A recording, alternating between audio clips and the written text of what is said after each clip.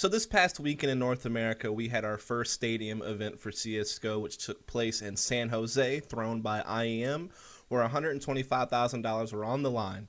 Now, we had 3 North American teams attend this event.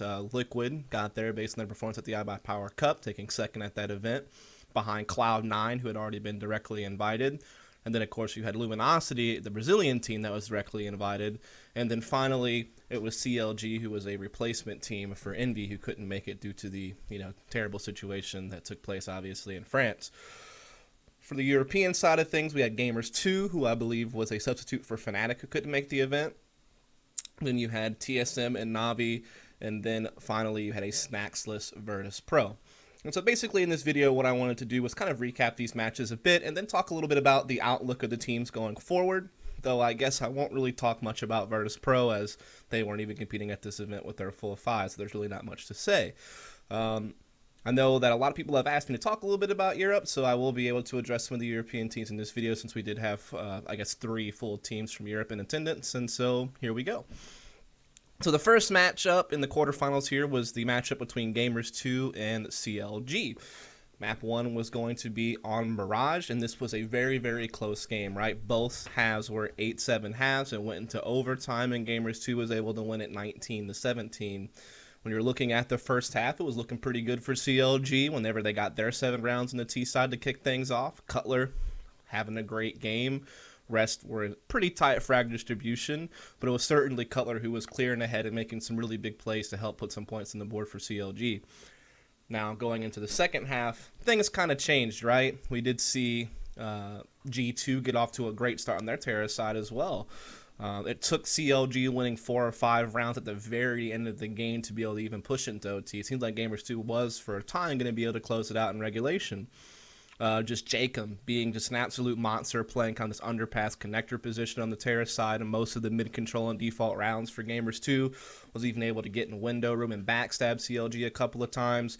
You could just see that CLG are really struggling to find a way to defend, even whenever they tried to get aggressive, because most of the map they were kind of conceding a lot of map control, and they were kind of allowing Gamers2 to just get comfortable and get in their zone, and they were getting rattled. And so when you saw CLG try to get aggressive, they would try to push mid, but Michael and Rain able to, hold the back of mid, kind of, I guess, how can I put this? Just kind of hold them off, kind of push them back, kind of get CLG locked in to where they couldn't really make much progress on their aggression mid. And then at that point in time, that gives Jacob and company enough time to come and underpass. And then all of a sudden you've isolated those players that have pushed for CLG. You're winning that battle. And now you have yourself in like a 4-on-3 or a 4-on-2. And the defense is just so split up at that point, so separated from each other. And that was really kind of the story of most of the second half up until CLG, like I said, cranks out those last few rounds to put it into overtime. But it was G2 who edges it out. So a very, very close game, but it is G2 who takes it. Now, when we swap over to Cash, completely different story. Gamers2 has a massive CT side in the first half of the game. It seems like all spots were pretty much completely locked down. We saw Michael and AZ really playing the A-bomb site quite well, which is one of the main sites that CLG were looking to attack most of the game, as well as trying to get a little bit of mid-control as well. But you could see how Rain kind of playing this highway position a lot of the time, combined with Jacob, who would kind of play in the vents or this mid-B type of rotator, really locking that down. Then Fox was doing his work over with the op at B, anchoring that site, catching the lurk of Finesse quite a few times over there. And there just wasn't much CLG could do. They even lost a couple of big anti-eco rounds as well. Like when they finally had some success, their money would get immediately reset due to losing some type of anti-eco round or losing to a force buy. Same thing happened in the second half where, CLG were able to win pistol, but then they immediately lost the second round. And then Gamers2 are just able to use that to get CLG's money low. They come out swinging. They're very aggressive. They don't have these crazy elaborate tactics, but they have a lot of skilled aimers, and they're able to just kind of group up and be able to, execute into the bomb site and just out-trade their opponent. I mean, that's kind of their thing. Rain, made this very clear in an interview that he did with Launders, that he just calls very simple things and just allows people to get in their comfort zone and play their game, and they just look to be hyper aggressive. They're executing sites usually within the first 20 or 30 seconds of the round. That, or they're just doing these huge map control grabs at the middle of the map right off the bat and just kind of working picks and slowly, getting themselves an advantage to work into a heavy execute. And you could just see how much this paid off for Gamers 2. Pretty much the whole lineup performed in this series against CLG. And they take the second map, 16-7. So quite a one-sided affair here for Gamers 2, especially in the second map. CLG had a pretty good mirage, but overall they were the ones eliminated here. So talking a little bit about CLG going forward. Obviously, leading up to this event, they had, participated in the RGN and the iBuyPower Cup. They didn't qualify for CEVO.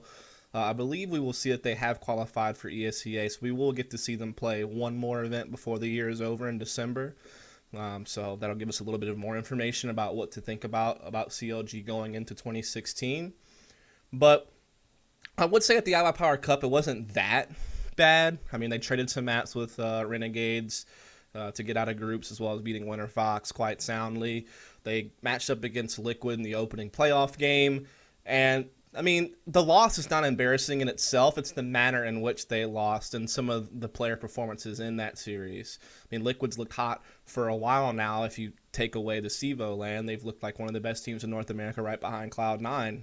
Sometimes even looking like the best team in NA over Cloud9. So the result itself is not embarrassing. It's just they lost pretty badly. I mean, they were pretty one-sided affairs against Liquid at the iBuyPower Cup especially. And I think for some time now, whether or not you believe CLG has declined or dropped off is one thing, but at best they have certainly plateaued. And it's been this way for a very long time. Pretty much the bulk of this year, it has been a scenario where you really feel like CLG has kind of hit their limit. They've reached the ceiling and they can't seem to break through. Now, one of the things this team has been praised for is the fact that they have kept a similar roster for a very long time. This core of Finesse, Cutler, and Hayes goes back a long ways, like probably a year and a half to 2 years long that those guys have been together. Tarek has been with the team probably a similar amount, a little over a year. And, while JD is probably the newest member and has only been with the team with this iteration of the squad for, I don't know, I guess maybe 8 months, maybe pushing a year. He still had some history with them when they were Mousepaz way back in the day in the beginnings of CSGO.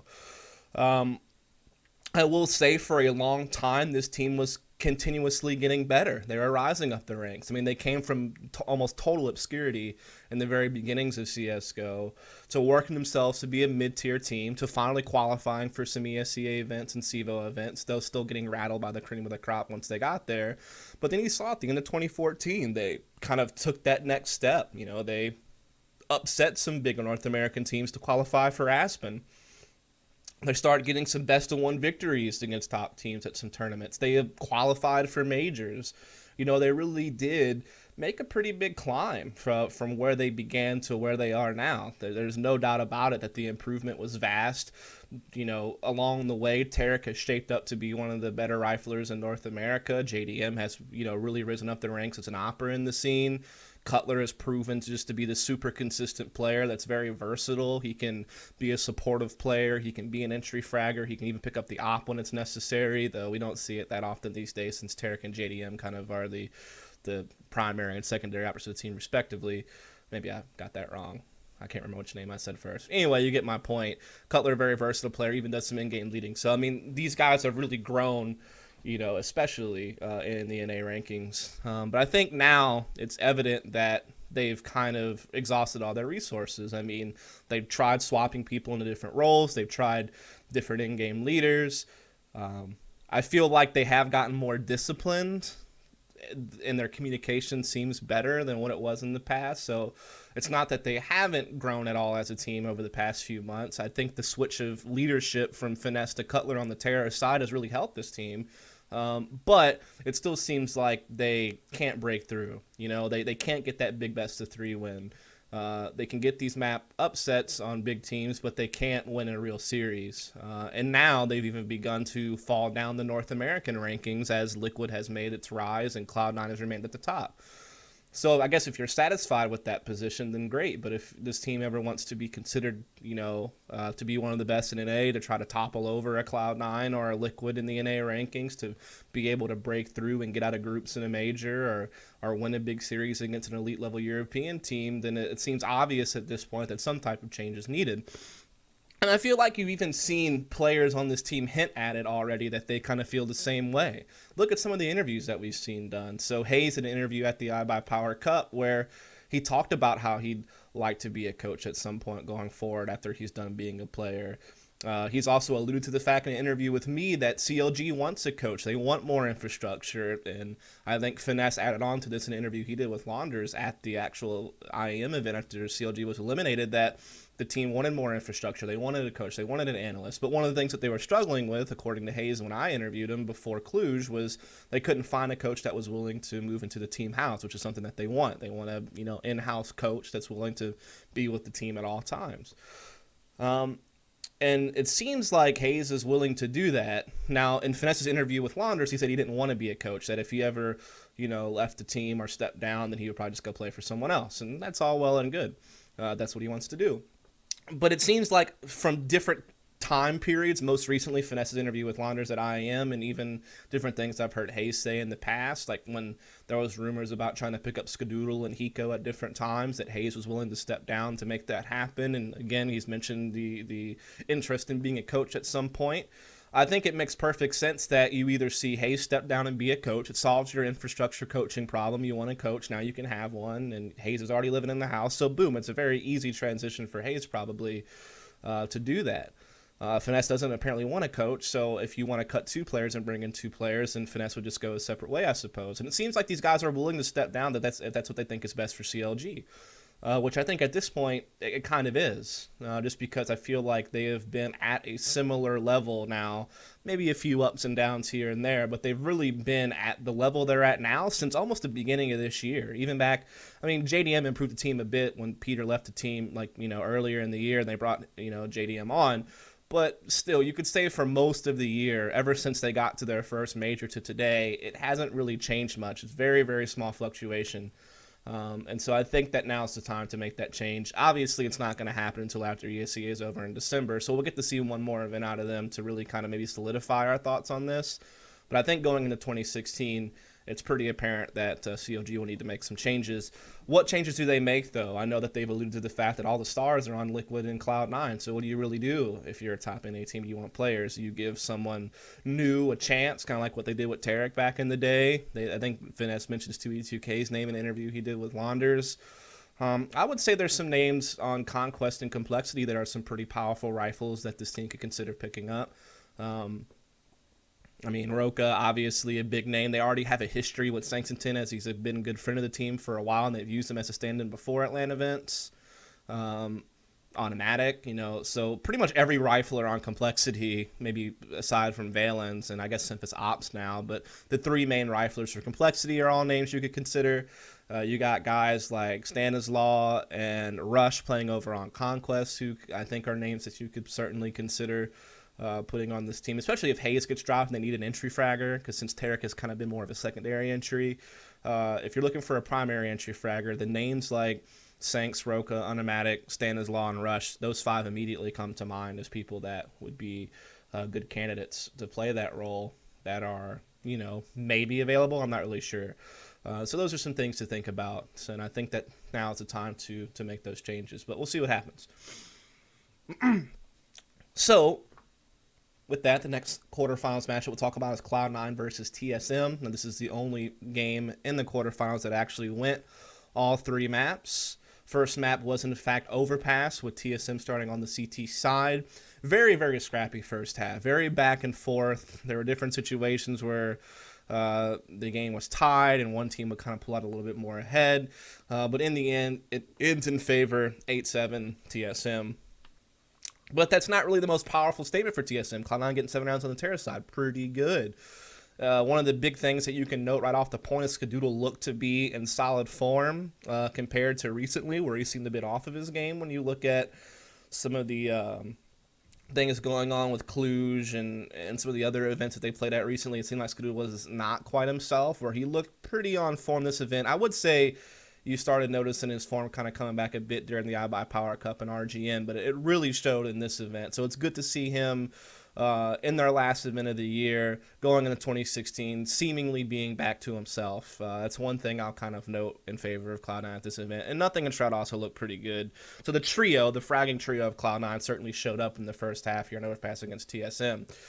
However, you switch sides, TSM down the Terra side. They're able to get the pistol round after a B hit when Cloud9 kind of over-rotated. They use this to get a 3-0 start and make the score 11-7. You see Cloud9 making some headway here into trying to get back into it. I know Skadoodle has a big round at the A bomb site with the op to kind of make it 11-8, and so that was a good effort. But eventually TSM just keeps pulling out ahead. There was one round. I think the big round here was actually the round where you saw Shroud and Sean Garrett's have a big round at B, getting 2 kills apiece. Shroud at the initial hold, Sean Garrett's coming at the retake, but they ran out of time to defuse the bomb, and so that means that TSM go up 12-8, and that forces Cloud9 to save, and now TSM able to go up 13-8.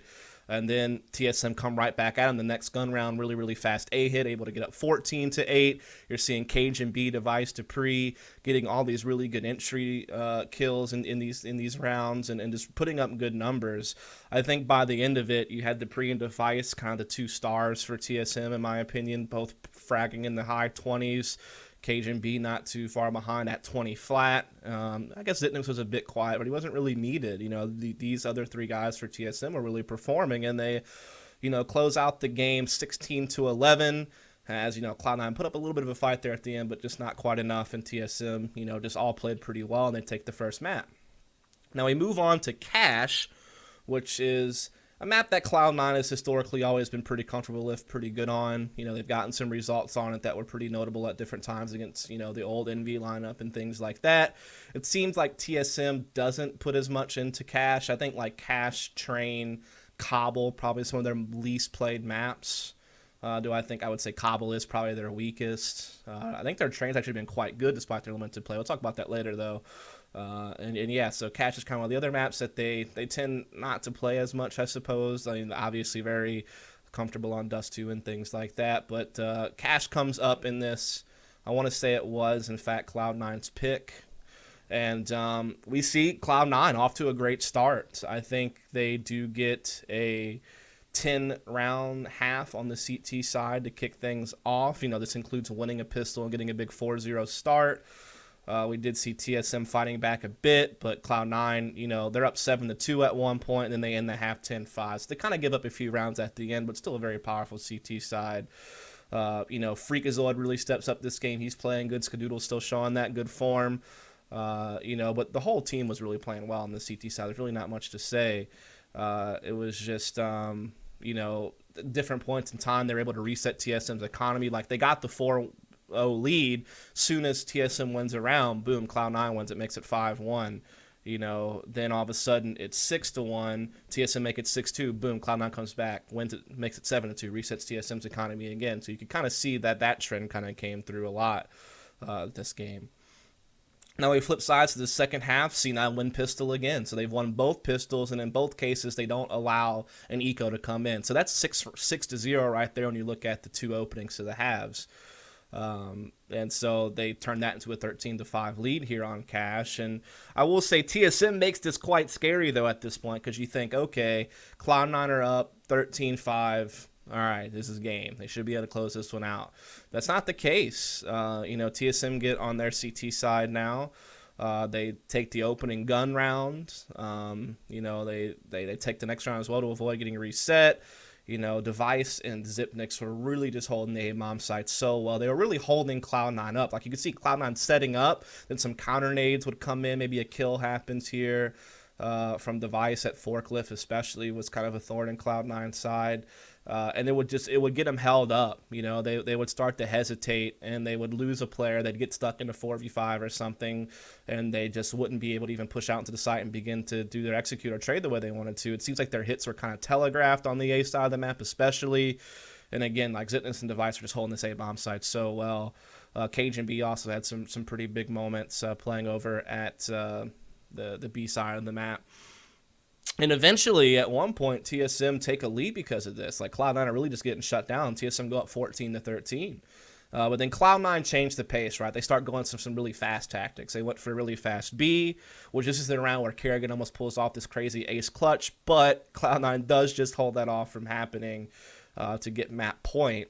And then they switch it up with a really fast A hit, and then they win the map 16-14. Freak, Ska, Shroud all played a great game here. On CT side, nothing really picked up his game as well. Everyone played well at the end of the day. You had Shroud and Nothing both with 17 kills. So they really stepped up late despite kind of an early, tough start. And then the other three guys were in the 20s. But again, this was a crazy game, the way that TSM almost came back into it by really shutting down Cloud9 for quite a while across the board. But eventually C9 does find a map win here against TSM, so good result. Now we go on to the deciding map, which is going to be Dust 2. And of course, this is a map that Cloud9 historically have really struggled with lately. You think about their eliminations from Cologne and Dubai to, from King 1 and NIP, respectively. You think about their game against Mouse Sports at CEVO Season 8. Always a story of getting big terrorist sides, but not able to do much on the CT side. Their CT side has been just a huge problem for Cloud9, right? Skadoodle, normally a great opper, and most teams on the CT side does too, rely on their opper to be able to put up a big hold on the A side. Look at Guardian on Navi.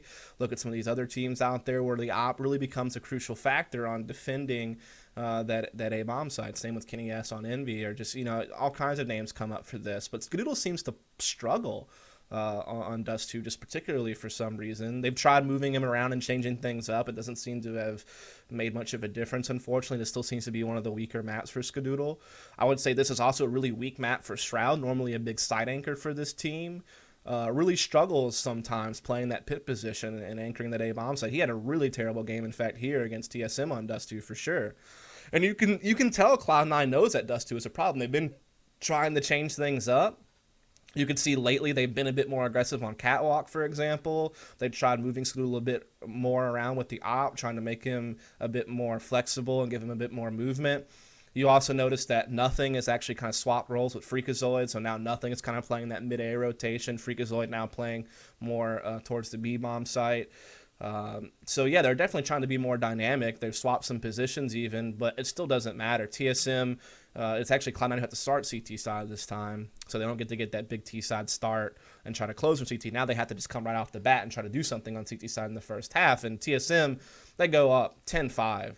Skadoodle actually does play pretty well at the op. He's getting some initial picks with his aggression on Cat, and some of these instances where Cloud9 try to take long A off the bat, he's getting some opening picks, but Shroud struggling to aid him. He really had a tough game here. There's just no way around it.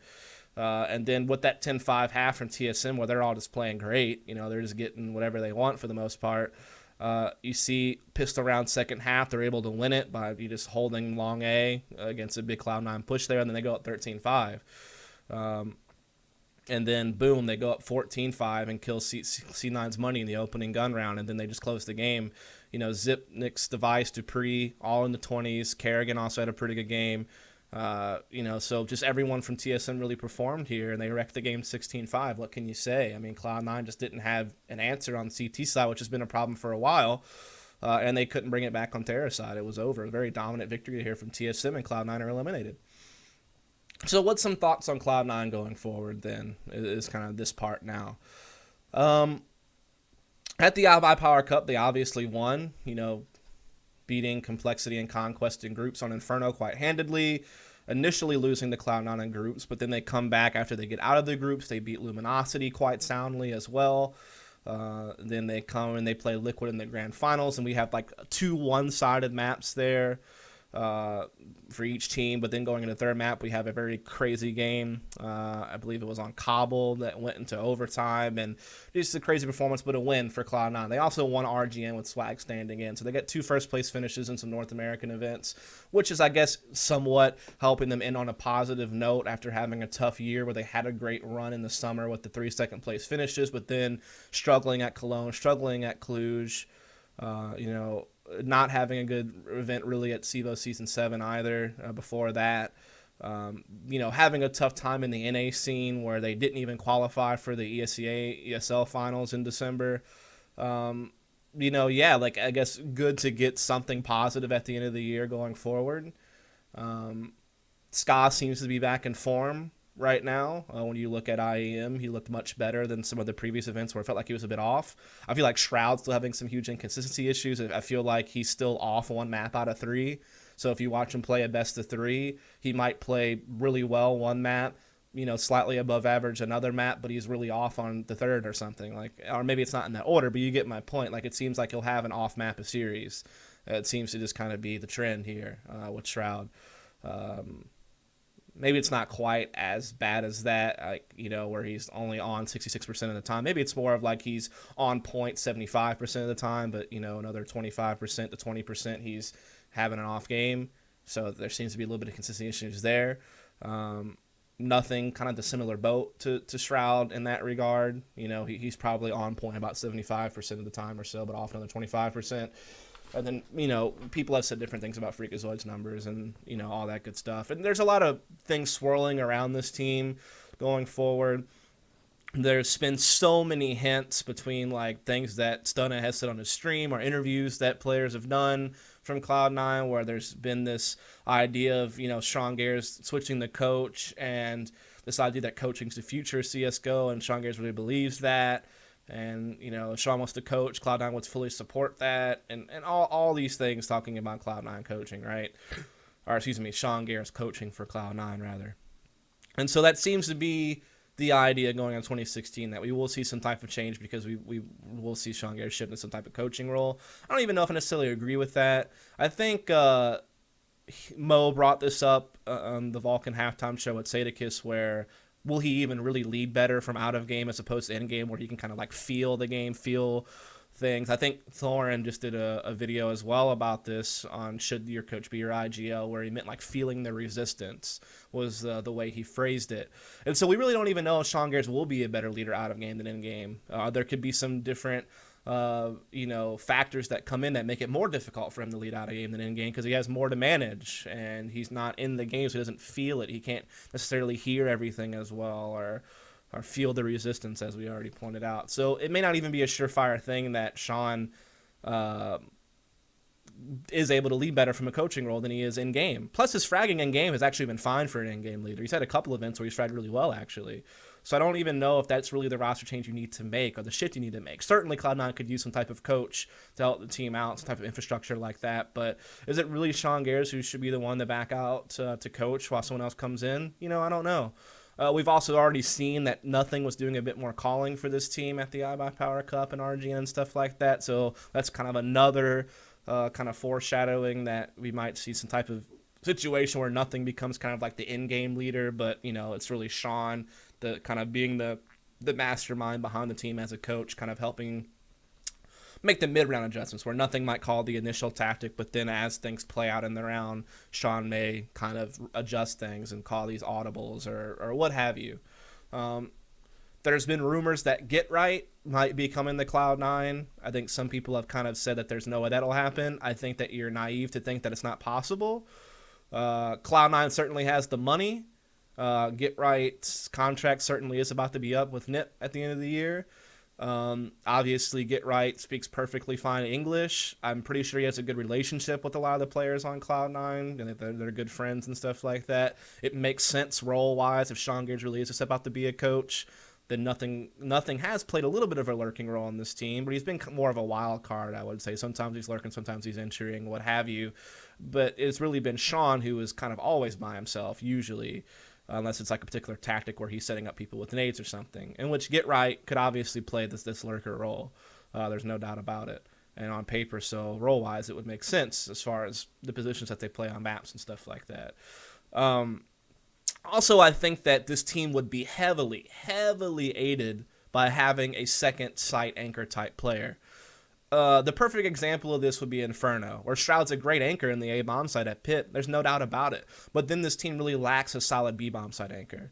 Sean Gares and Freakazoid synergy at B seems to be a bit weird. And it seems like more often than not, Sean is kind of the first person to rotate to assist at A, while Freakazoid is left to kind of hold his own at B. And, they try to play aggressive at times at car and push down, but that can always, fall apart. And then when they try to just play inside the site and play more passive, sometimes they struggle to really put up holds. You could also see this a bit on Dust 2, Obviously they have Shroud playing long A, where actually he's had some struggles, but let's just say he has a fine game anchoring long A or whatever in pit or what have you. Well, then you could see some of the struggle on the B side of the map. People have said that the solution to Cloud9's problems on Dust 2, for example, CT side, has been to move Shadoodle around. But I really think that it would just be great to have another side anchor with a rifle that can really help produce for this team. And so I think from that perspective, a side anchor player like GetRight would be amazing for this team. And obviously, you can help work on the terrorist side. Now, even if it's not GetRight, people have maybe thought, well, maybe Swag will get unbanned. Maybe they can bring in Swag. He obviously looked good for them at RGN. You can't count on that. Unless Cloud9 has some information we don't have, there's no point in even entertaining that idea, unfortunately. So let's say that Swag's not getting unbanned and they can't get right. Then what? I think there's still some riflers out there that this team could look at. I don't know if they can really poach from CLG or Liquid, but that's a possibility. Maybe you get a more aggressive rifler, try to steal a Nitro or something. I don't know. You could see Cloud9 maybe try to fish. They certainly have the money to buy people out, so maybe that's possible. There's also some names on Conquest and Complexity that come up that could be viable people to come in for this team to bring on another rifler. So yeah, I think that there's some changes on the way for Cloud9, but one of the biggest things for Cloud9 is to get a break. They can finally take some time to themselves, make whatever changes they're going to make, practice with that, actually practice before they start kicking off some events next year. And just in general, take a break from competing to re-energize. So yeah, that's kind of some final thoughts there on Cloud9 going forward. Obviously, they kind of hold the reins still at the top of NA, but they still haven't broken through at a major in quite a while. With the core of this team, and so I think there's definitely some changes to be on the horizon for this team, and I hope that it'll work out well for them and they'll look good for competition next year in 2016. So next up, we had Luminosity taking on Navi, and these teams obviously have played each other close in the past. Cluj, example of that.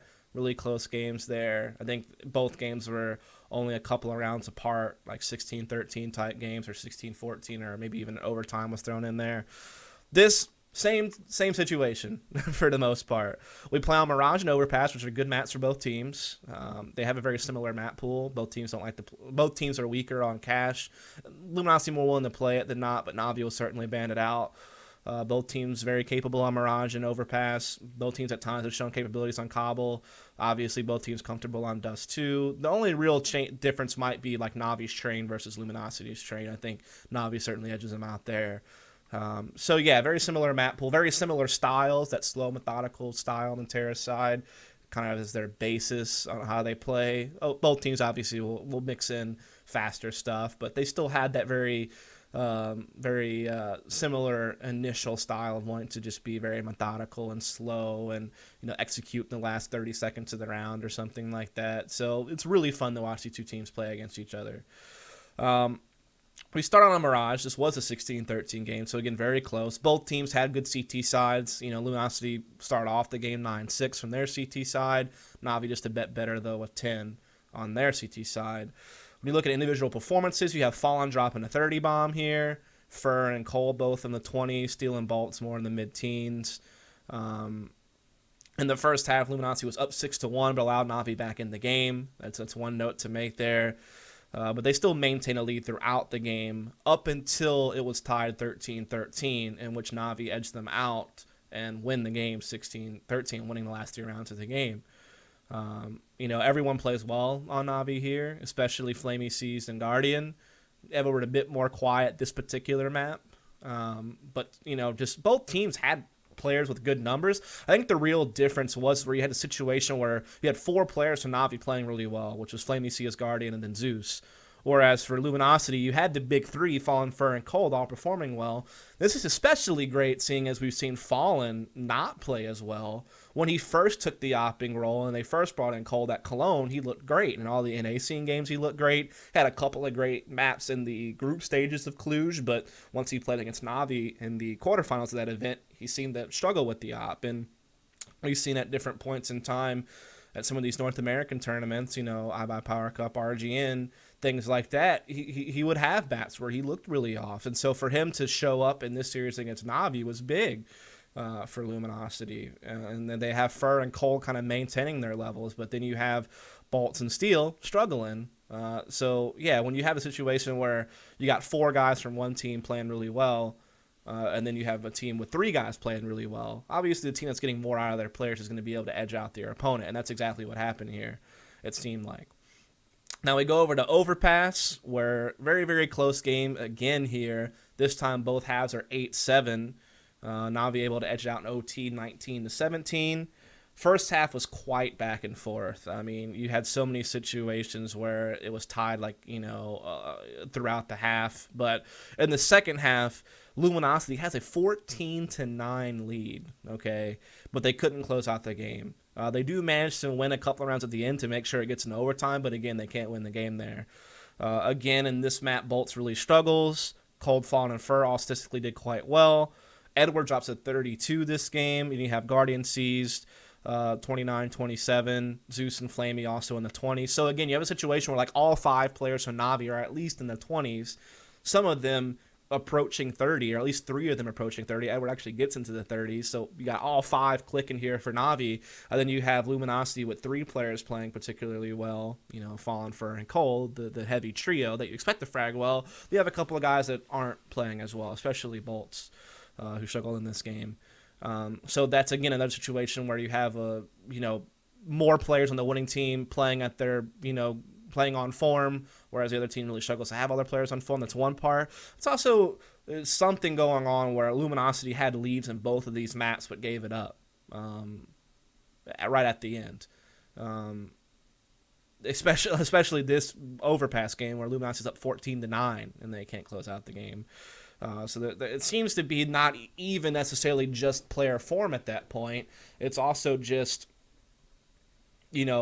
struggling to close out the game and just get that extra 10% they need out of the team to push it over the edge and win the map. And so now what we're left with is a Luminosity who still really only has one big series win in a best of 3 at this point, which was against Titan at CEVO, where they did win that series there 2-0, but they eventually lost to Titan. They got eliminated from the event later on, and they got crushed by Mouse. They've had several map performances where they've won a best of 1 against a big team. They've also, in their series against Navi, for example, at IEM and Cluj, have played good games, but it's hard to give people credit for close losses, I guess, is kind of the point to make there. Cold continues to shine and be a star for this team. Fur, a bit off compared to his supernatural levels in the past, but still playing really, really good. And then Fallen, who was a bit off, seems to be back on form. So I would say going forward for this team, you have to be a bit concerned about Fallen's consistency with the op, but he went toe-to-toe with Guardian here at IEM. I mean, so he really stepped up his game in comparison to Cluj and stuff. So that's a good sign. If that can maintain, if you have Fallen, Cole, and Fur maintain their levels, that's great. Now it's just about getting past that mental hump of closing out a game, for one. And then for 2, what are we going to do about boltz and steel? There's already rumors coming out today as I'm recording this video that Taco and FNX from Games Academy might be joining this team in place of boltz and steel. I could see that happening. Boltz and steel's numbers have been poor for a while now, to be honest. It seems like every now and then when, say, Fur is off his game or something, one of the 2 will step up to kind of fill the void. Usually it's more boltz than steel that does that. I've seen boltz have some good performances online as well, to be honest. So he's also a younger guy, 18 years old, so he has some time still to develop. But it's certainly true that when you look at the RGN event, when Gamers Academy played Luminosity and Cloud9, both of those series were losses, but they found a map in both those series, and they played well throughout all 3 maps. FNX and Taco played well in all those series. I would say Henny was kind of the big name for them, but he's more of an opper, right? And he's obviously not going to replace Fallen or something. So it makes sense to try to get in some more skilled players that have shown some better form on land recently in FNX and Taco and replace Steel and boltz. I could see that helping this team out firepower-wise. Maybe that'll help them get past these situations where they have 3 of their guys going off, but they're playing against a team where 4 or all 5 are going off, and so they're struggling to match firepower wise and fragging with their opponent. Maybe this will help when you've had some more skilled players coming in to assist that, especially if Fallen can keep the same game plan with Luminosity going forward, keep similar roles, just plug Taco and FNX into stealing boltz' old positions, but they can just perform better at those positions. I think they already have a good structure, on the roles that's being played. Fallen, Endgame, Leading, and Opping. Fur and Cold being kind of more of your entry fraggers. And then having, Taco and, FNX being able to pair up with one of the two entry fraggers, like what happened in the past. So you have a team of two on each extremity of the map. Taco paired with either Cold or Fur, FNX, paired with the other, and then Fallen kind of in the middle, keeping that same, teamwork structure. I don't know if the chemistry will be as good, so maybe that teamwork will suffer a bit playing that type of style. We'll see. We'll even see if these rumors even come to fruition. But I think that the close with Luminosity, good to see Fallen stepping back up, Cold still being a star. I think they're right on the brink of like being a big team in the national scene. They already are. Like they've already had a couple top 8 finishes at majors. They've been able to win a best of 3 against Titan at SEVO. And they've had some good map performances in the quarterfinals of majors, as well as here at IEM. But they still haven't been able to consistently string together best of 3s yet. And I think they're almost there. We'll see if a roster change, if it does actually happen, if it actually can help get them where they need to be. So, yeah, that's pretty much it for quarterfinals. The only other quarterfinal to talk about would be Virtus.pro versus Liquid. I don't even know if I really want to talk much about this. I guess I'll touch on it a bit here. Overpass, Liquid just crushed them. Not much to say. Absolute slaughter with 13 rounds on the CT side in the first half of this game. Everyone plays well, though Nitro was the one that seems to be above and beyond, but everyone's playing really well, and they win that game 16-2. Okay, so that's Overpass, right? Then you go on to Mirage, where, again, Liquid start off big. They go up 5-0 at one point. They get to start on the CT side again here, and they're up 5-0. Finally, we see VP taking a few rounds, and at one point it's tied up 5-5, so VP go on like a 5-round winning streak of their own here. But then it is Liquid who come back up, and they edge out the half 9-6, and then they eventually close out the game 16-9. Everyone plays well on Liquid. Maybe it's a confidence booster for them to, get a series win against someone. But let's be honest, VP was without Snacks, so that's their best player pretty much not there.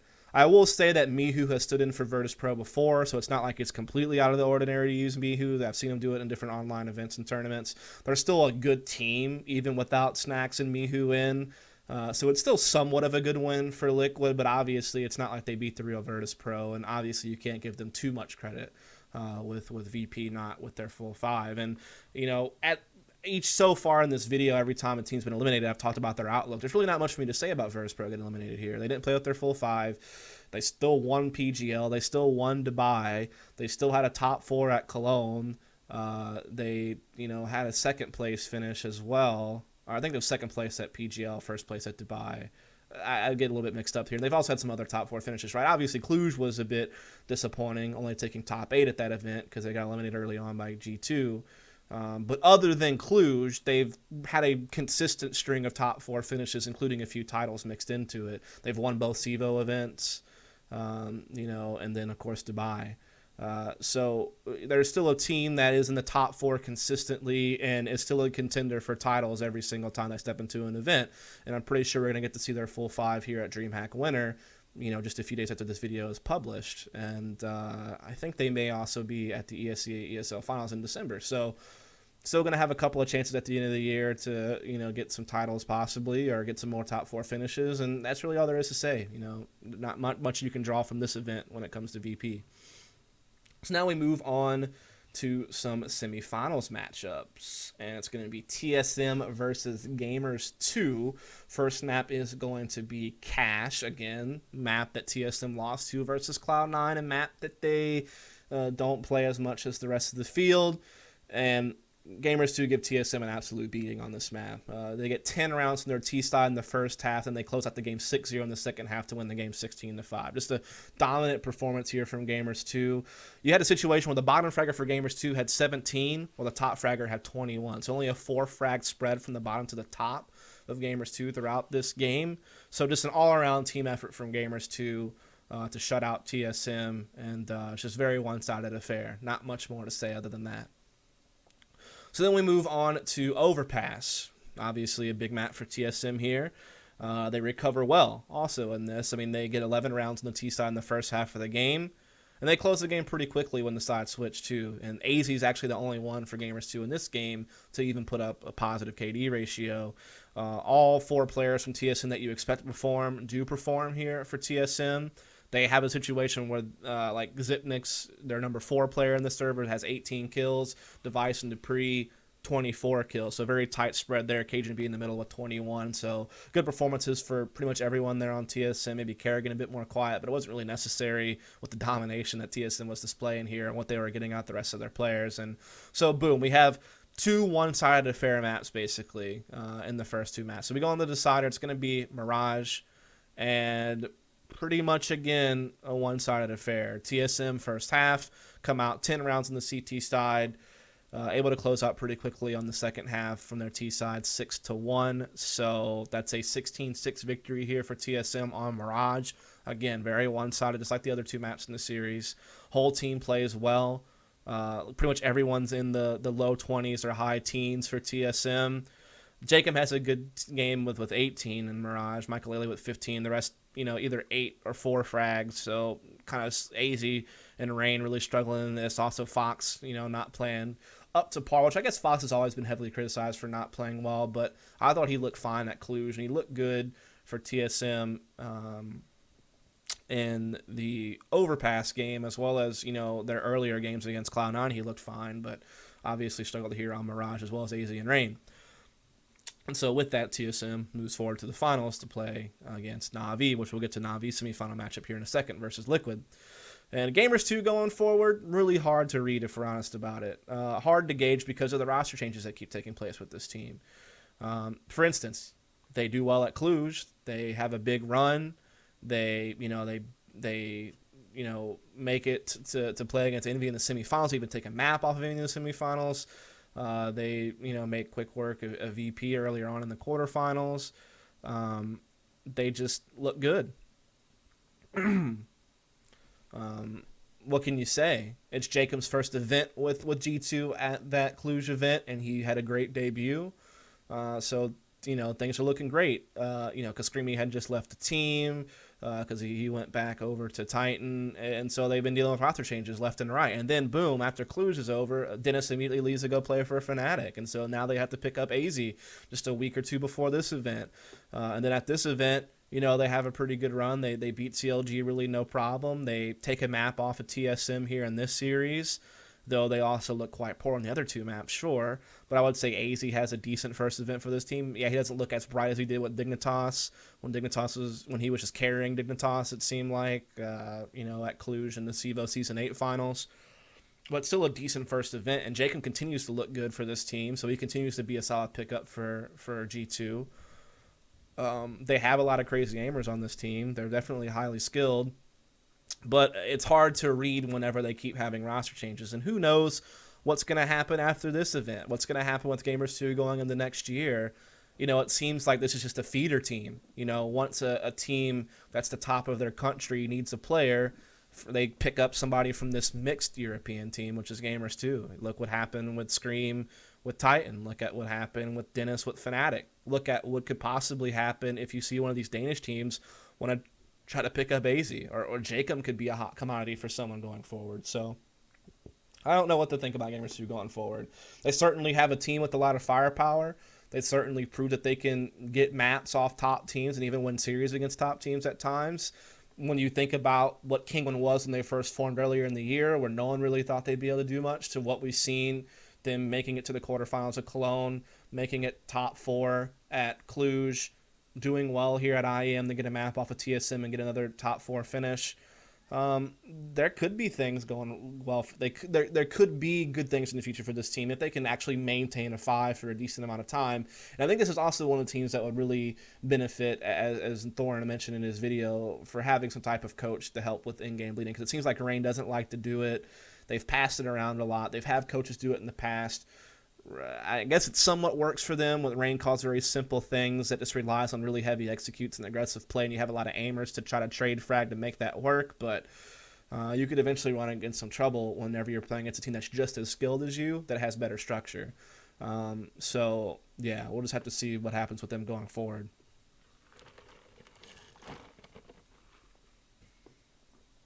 So next semifinal matchup is going to be Liquid versus Navi. So Liquid's real test, since everyone kind of, doesn't give them full credit for the win against VP, as is understood.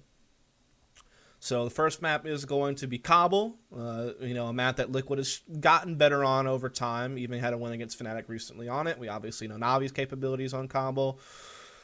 And the first half is pretty scrappy for a while. Navi do win pistol. They take a 3-0 start, but then, opening gun round, we're able to see a Liege open up a big round at A with a 4K round. They force Navi directly onto a save, and they're able to work it into a 3-2. But then you have Navi winning a crazy round right after that. Like, Liquid had run this great fake B. They brought it back to A. Nitro able to get like 3 kills after the fake to A, but then Navi still make the retake happen. They win at 4-2. And then you just see kind of trading back and forth. Eventually, we're at a 6-3 score line. But from this point forward, Guardian just keeps finding op picks early in rounds, almost every single round. And then Navi are just trading better, on both sides of the map. Everyone on Navi playing really well. Anytime Liquid finds an entry, Navi's going to trade it right back and keep a man advantage. And Liquid just can't find an opening. They wind up going down 9-3. And, money becomes an issue at this point. Liquid takes a timeout. Nothing really changes as Guardian just keeps getting these opening kills, and then Navi just close out the half 11-4. Then we go into the second half. Navi take the pistol, and they wind up going up 14-4 off the back of that. We do see Liquid able to start to get some of a comeback going, but eventually it is Navi who close out the map. I think it was 16-7. So then we move on to Dust 2, where we have Navi starting out on the CT side. This game very, very scrappy. Just so back and forth. And this first half especially, Navi go up 2-0, but Liquid able to buy in the third round on their first T round, and they're able to, get some big work out of Adrena Nitro and tie out the game 2-2. Then it ties 3-3, then 4-4. And it's not until at this point where Liquid begins to pull out ahead on their Terra side. You start seeing, Liquid on a forced pistol round able to get a quick B rush in to actually take the lead, 5-4. Nitro and Adrena is playing really well. Hiko also stepping it up. Even Liege, who had a slower start, is able to work with Nitro to get some good entries. And they're able to push it at one point 8-4. And then eventually 11-4. They take the first half 11-4. So just really good play out of Liquid here. Making some big plays all across the map, and it's looking good for them. The half ends with Adren top fragging with 17. Hiko and Nitro both at 16 frags apiece. Elysia a bit quiet with 9, and Fugly I think Fugly just had an off event period. Even whenever they were crushing VP, Fugly was a bit more quiet than the rest, and in this series against Navi, he was really missing. And that's really tough because Fugly has been usually one of the most consistent players on Liquid prior to Hiko joining the team especially. So it hurts to see him not play so well. And you could even say that he didn't play that well, except he had one big map against Cloud9 in the finals of the iBuyPower Cup. When you look at RGN and some of the other games at iBuyPower, he did struggle a bit. So hopefully he can get back to form because he usually was kind of like a rock for Liquid in the past. But regardless, in this particular case, Liquid big half 11-4. At one point, these guys are up 14-7. They did lose the pistol in the second half, and they go down. They lose some of their lead. They're now only up 11-7 instead of 11-4. Well, then from that point, they're able to win 3 rounds in a row and get it 14-7. But then that big clutch happens, right? Navi's forced into an armor pistol only round at this point. This is Liquid's chances to go ahead and get map point and really be set up to win this map in a big way. But then Edward just gets this ridiculous 1v4. The big part of it was the 1v3 where he played behind the smoke on Cat and flashes through it, gets behind behind Liquid, gets some big kills. And then it just seemed like at that point, Liquid fell apart. They try a couple of different aggressive plays up mid and B tunnels. That doesn't seem to work. They get some double op setups going. That doesn't seem to work. And little by little, Navi just creep back into the game. Edwards just going nuts. He's in the 20s. The rest of the Navi teams between 12 and 15 frags. and eventually Navi are able to just pull out the win 16-14. It's crazy that Liquid couldn't close this game. Really, really tough loss there for Liquid, especially since they were looking so sharp on D2. I mean, because that's the thing. When people were going into this game, they thought, okay, like, Liquid probably has no chance to win Dust 2. Navi is too good on it. They need to win Cobble, which was realistic to think Liquid could win Cobble based on some of the results we've seen from them in the past. But they wound up, getting beat down pretty hard on Cobble. So now it's like, can they win Dust 2 to survive? And they get pretty close, but they just can't close out the game. They choke pretty hard when they're at 14-7. They lose a big clutch to Edward. They seem to get tilted, and then that's pretty much it, right? And they get eliminated from the tournament because of this. Now, talking about Liquid going forward, obviously had some issues at CEVO prior to this event. Train was a big issue. Letting that through and not being prepared on it cost them both their series, actually, in that event to Dignitas and Conquest. Also, Elige probably had one of his worst events at this CEVO event. And even Hiko had a weaker event in comparison to what we expect from him. So that was just a bad event all in all for Liquid, to be sure. Power Cup looks a bit better. They beat, Cloud9 in groups in a close game. They beat Complexity in a close game. They get first out of the group. They 2-0 CLG, no problem. They make it to the finals against Cloud9, and we know that was a close final. So that was pretty decent showing there from Liquid, though we know that they had some struggle at RGN. I do think they got overly bashed at CEVO, but it is certainly true that for a while now, Liquid's had some player consistency issues, especially with Nitro and Elige. If you don't believe me, go back and look at some of their map results from like ESWC 2015 or the North American qualifiers for Cologne that took place a couple of months ago.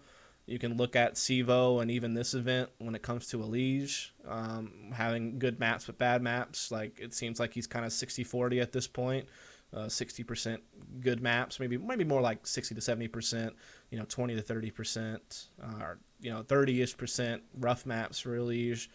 I would say Nitro has gained some consistency, but it seems like Elige has still been a bit hit or miss. Even Fugly has really struggled the past few events, which is uncharacteristic. So there seems to still be some player consistency issues here on performance. I think that they look really clean on their T sides, though, as far as how they execute, for the most part. Look at how they made that effort against Navi in the first half of Dust 2, and you can look at some of their other T sides that have been pretty brilliant. It's been their CT side, I guess, they struggled the most. But do they need change is the real question. I think that the only way that I would make a huge roster change at this point is if, like, you really want to bring in an opper, since it seems like Adrin doesn't really like to do it very much because he's also leading. Seems like it'd make more sense to make him more of a supportive rifler and game leader type player, and if you're going to keep Adrin and you find some other way to bring in an op. Or if you are going to bring in an op for Adrin, just do a straight op exchange, then that means you have to figure out what you're going to do for in-game leadership. So that's kind of a dicey situation right there. The other big thing to think about is the fact that Adrin hasn't really been the problem, to be honest. Yeah, he hasn't been that powerful opera that Liquid might want, but he's played pretty well numbers-wise for this team for the last 3 or 4 events they've played at. He used to kind of be the scapegoat because he wasn't playing that well, and called an op decoy grenade, whatever, but he's actually performed pretty well. In fact, he was like a huge leading force in the fact that they had that big run against Navi on Dust 2 at this event, and again, he's had some pretty decent events before that where he was having some good numbers, so I don't think he's like the scapegoat anymore. The big question with Liquid going forward is can Elige commit full-time to this team? Same question needs to be asked of Nitro. They're both students. The other 3 players in the team are certainly full-time players, but we already had that crazy situation where they went to... what was it? I think it was like after they qualified for Cluj, 3 of the players stayed in Europe before PGL while the other 2 had to go home and come back. And so there was like a perfect opportunity to boot camp in Europe between events, but they couldn't do it because 2 of their players had to go home. I'm sure that there's other instances where this causes a problem where the other 3 are committed to being able to do things, but the other 2 guys have school to deal with. At some point, that needs to change. Either Nitro and Elige need to take a break from school and commit full-time, or Liquid needs to find new players. I hate to say that, too, because of how talented these 2 players are, especially Nitro. He's really getting consistency is just becoming way better for Nitro these past few events, and he just looks really sharp. And I think Nitro will consider taking a break, from what I understand. It's really more of Elige who's kind of in a tougher boat because of the scholarship he has and the requirements he needs to fulfill to maintain that scholarship. He's also just in his first year of college, whereas Nitro is closer to the end, so to speak. So yeah, if Elige can't commit full time, wants to be a full time student, then that could be your way to bring in an opper and just move Adren to a support rifler and game leader. Elige leaves, you bring in an opper. Nitro still entering. Maybe Fugly comes more out of his more passive position. It becomes like more of a secondary entry next to Nitro, and you move Hiko to a hardcore lurk. There's like a shift that could be made there. But if Elige can commit full time to this team, I think I heard in an interview he did at IEM that he might consider next semester like only taking like one class or something, so that frees him up to be more flexible. So if that's the case, maybe they can maintain this 5. But I still think that you might run into an issue where they might want still an opera at some point that really wants to commit to opping full time. And so, yeah, we'll just have to see. We are going to get to see them play at DreamHack Winter as well as the ESCA Finals. So there's still going to be 2 more events to pull some data from before the year's over, before maybe we solidify some of our conclusions about this team. So maybe things will change before the end, before going into the next year. So we'll just have to see, and we'll leave it at that. So last but not least, we'll talk about the grand finals of this event, which is TSM versus Navi. First map is going to be Dust 2. Navi able to put up 8 rounds in both halves. Everyone playing really well on this team. Meanwhile, Dupree really struggled. I think he went 6-21. This is a very, very off game for Dupree. Very uncharacteristic of him. And the rest are in the mid-teens. No one is able to go positive on TSM, and just everyone on Navi playing well. And they get this first map on Dust 2, which, good map for Navi, but this was also TSM's pick. And obviously TSM very confident Dust 2, very good Dust 2 team, and they lose this, and that's big. The next map is Cobble. Now every analyst, everyone I've seen comment about this couldn't believe that Cobble got through this veto phase, and I'm of the same opinion, just because I think about how often TSM usually bans Cobble. Their results on Cobble is probably one of their weaker map win rates. It's actually probably one of the only maps that they have that's like below 50% or below 60% win rate. They actually decided to ban Train instead of banning Cobble, which let Cobble through and allowed Navi to pick it. Now, this is really odd to me because I know Navi's a good Train team, and so that's kind of like a respect ban from TSM. I know Train's also a map that TSM doesn't play a whole lot. They've only played it 8 times on LAN all year in comparison to when you look at the rest of their pool. So I realize it is a map they don't play as much, and they know Navi is a good Train team. But if you have to compare Train to Cobble for just TSM's performance and how they play, not thinking about their opponent, they're 6-2 on Train this year, including 2 wins over Virtus Pro, who I feel Virtus Pro is like the best Train team in the world. Maybe you might counter that with like a Navi or something, but I think VP is at least one of the top 3 teams on Train in the world. Could be the best Train team in the world, and TSM's been able to topple them a couple of times. They also have some wins over Fnatic and NIP. Their only losses was they lost once to Virtus Pro. So I guess they have 2 wins, like head-to-head against Virtus Pro. They have 2 wins, 1 loss on Train.